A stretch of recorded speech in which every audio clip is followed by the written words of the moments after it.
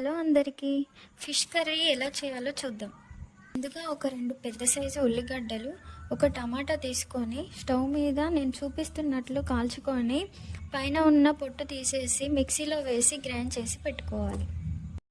Stove on చేసి ఒక పెద్ద గిన్నెను పెట్టి అందులో 2 స్పూన్ల ఆయిల్, అది వేడయ్యాక ఆవాలు, జీలకర్ర, ఉల్లిగడ్డ ముక్కలు వేసి అవి కాస్త కలర్ చేంజ్ అయ్యాక ముందుగా పట్టి పెట్టుకున్న పేస్ట్ కూడా వేసిన తర్వాత ఆయిల్ పైకి వచ్చేదాకా మగ్గించి దాంట్లో 1 స్పూన్ పసుపు, 2 టేబుల్ స్పూన్ అల్లం, కాస్త ఫ్రై అయ్యాక 2 టేబుల్ స్పూన్ ఉప్పు, 2.5 స్పూన్ కారం వేసి ఒక పెద్ద నిమ్మకాయ సైజ్ అంతా నానబెట్టుకున్న చింతపండు రసం కూడా దాంట్లో యాడ్ చేయాలి.